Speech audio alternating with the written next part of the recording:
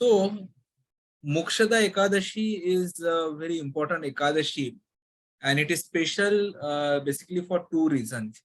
One is that it is that auspicious day on which Lord Krishna spoke Bhagavad Gita to Arjuna on the battlefield of Kurukshetra. And so, that place is now known as Jyotish Tirtha. And secondly, definitely it is a Ekadashi.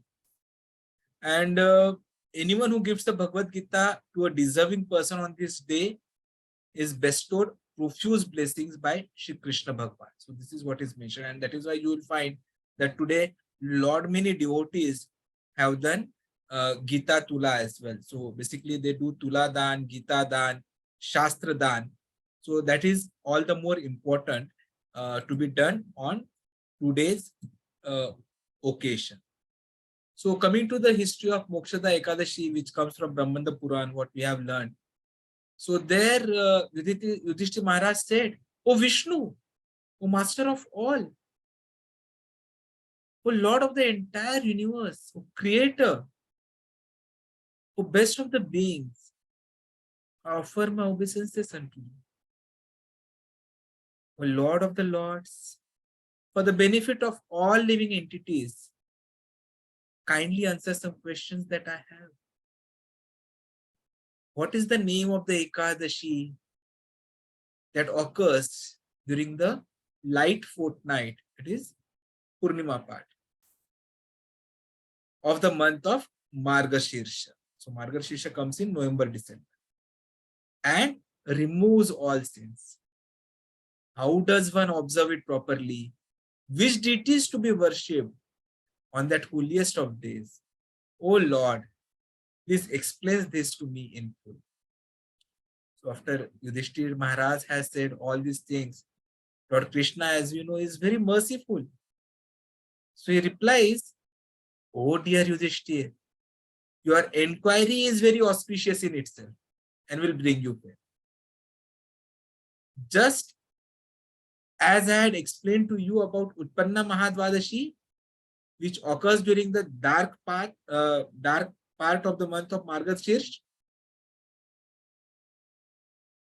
when Ekadashi Devi appeared from the body of Krishna to kill Devan Mura, and which benefits everything, animate, inanimate, in the three worlds. Krishna says, now I shall relate to you regarding this Ekadashi that occurs during the light part of the month of Margashish. This Ekadashi is famous as Mokshada because it purifies the faithful devotee of all sinful reactions and bestows liberation upon him. And who is to be worshipped on this day? Lord Damodar. With full attention, one should worship him with incense, ghee lamp, fragrant leaves, and tulsi manjari. So Krishna says, O best of saintly kings, please listen as I narrate to you the ancient and auspicious history of this wonderful Ekadashi. Simply by hearing this history, one can attain the merit earned by performing a horse sacrifice. By the influence of this merit, one's forefathers, mothers, sons, and other relatives who have gone to hell can turn around and go to heavenly kingdom. For this reason alone, O king, you should listen with rapt attention to this narration. And basically, this was the reason why I thought that we should have this discussion after the session today. So Krishna continues. There was once a beautiful city named Champakanagar, which was decorated with Vaishnavas, and all the Vaishnavas were fully devoted to Krishna. In that city, the best of saintly kings, Maharaj Vaikhansa, ruled, and he treated his subjects as if they were his own sons and daughters, own children. The Brahmins in that capital city were expert in all the four Vedas, Chaturvedi. The king who was ruling properly thus, once at night had a dream in which his father was seen to be suffering the pangs of hellish torture in one of the hellish planets of Yamraj. So the king was overwhelmed with compassion for his father and he started having tears, he started crying. So next morning, Maharaj Vaikhansa described what he had seen to his council, to all the Dvija Brahmanas. Dvija means twice born learned Brahmanas. So he told to Brahmanas, "Oh Brahmanas, in a dream last night, I saw my father suffering on a hellish planet. He was crying out in anguish. He was saying, oh son, please deliver me from this torment of hellish condition. Now, I have no peace in my mind. Even this beautiful kingdom has become unbearable to me. Not even horses, elephant, chariots, this wealth, jewelry, treasury, which initially gave me pleasure, gives me no pleasure today, right now. Everything, even my wife and sons, I feel they are a source of my unhappiness. Since I have seen my father suffering the tortures of that hellish condition. Where can I go? What can I do, Brahmins, to elevate this misery? My body is burning with fear and sorrow. Please tell me, what kind of charity, what fasting, what austerity, what meditation, what service, which deity I have to serve so that my father is delivered from that agony and he gets the liberation. All my forefathers, in best among Brahmanas, what is the use of being a powerful son if the father has to suffer hellish planet? Truly, such son's life is useless to him and to his forefathers. So, after hearing all these things, even the Brahmanas were feeling a lot of anxiety. So they replied, O king, in the mountainous forest, there is an ashram where we have Parvata Muni who resides there. So maybe please go to him. He is Trikal Jnani. Trikal Jnani means he knows past, present, and future of everything. So he can surely help you in gaining relief from your misery. We are also incapable. So as soon as he heard this, the distressed king immediately started the journey to the ashram of Parvat Muni. And ashram was very big. And there were many learned sages who were staying there, who were expert in chanting sacred hymns of all the four Vedas, Rig Veda, Chatur Veda, Yajur Veda, Sam Veda, Atharva Veda. So as soon as he approached the holy ashram, he went to the Parvat Muni, he paid his obeisances, and he saw that Parvat Muni was seated amongst all the assembly of ages, and he was having hundreds of tilaks. So he gave his obeisances. He bowed his head, prostrated the whole body in front of him. See the kind of devotion. And then, sitting in the assembly of Parvat Muni, he waited. So Parvat Muni asked him about the welfare of the 7 limbs of the extensive kingdom. 7 limbs are the ministers, treasury, military, friends, Brahmins, the yagyas, and the needs of the citizens. So Muni inquired if the kingdom was free of troubles, whether everyone was peaceful, happy, satisfied. King replied that by your mercy, O great says, all the 7 leaves of my kingdom are doing very well.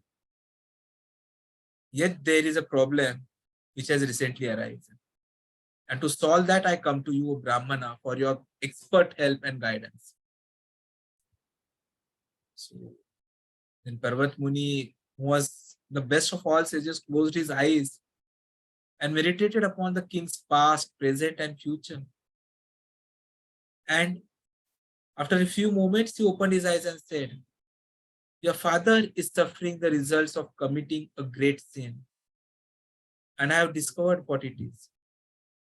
In previous life, he quarreled with his wife and forcibly enjoyed her sexually during her menstrual period. She tried to protest and resist his advances and even yelled out, someone please save me, please, oh husband, do not interrupt.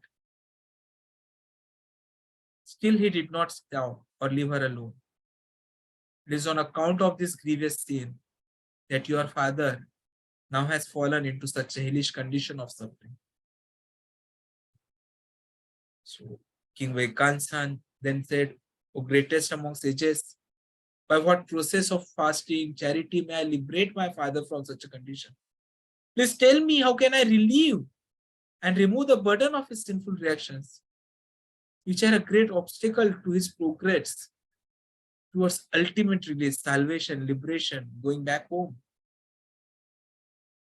So then Parvat Muni replied, during the light fourth night of the month of Margashirs, there occurs a Ekadashi called Mokshada.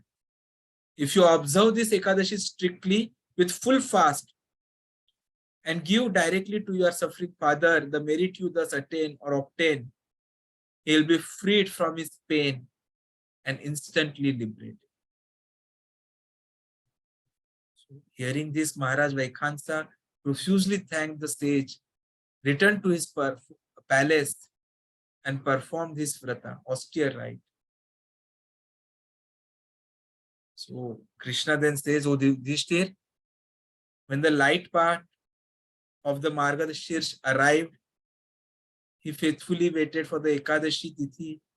He perfectly, with full faith, observed the Ekadashi fast with his wife, children, and other relatives, dutifully gave the merit to his father, and as he made the offering, beautiful flower petals showered down from the Devtas who peered out from behind the clouds of the sky.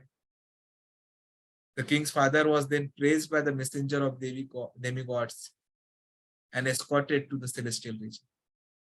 As he passed his son, as he traversed the lower to middle to higher planets, the father said, my dear son, all auspiciousness unto you.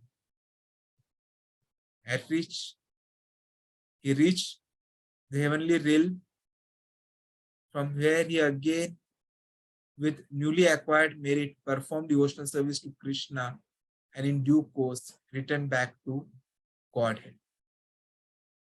So, son of Pandu, whosoever strictly observes this sacred Mokshada Ekadashi, following the established rules and regulations, achieves full and perfect liberation after death.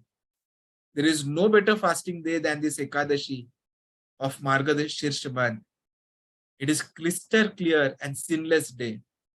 Whoever faithfully observes this Ekadashi fast, which is like Chintamani. Chintamani is a gem that yields all desires. So obtains special merit that is very hard to calculate. For this day can elevate one from hellish life to heavenly planets.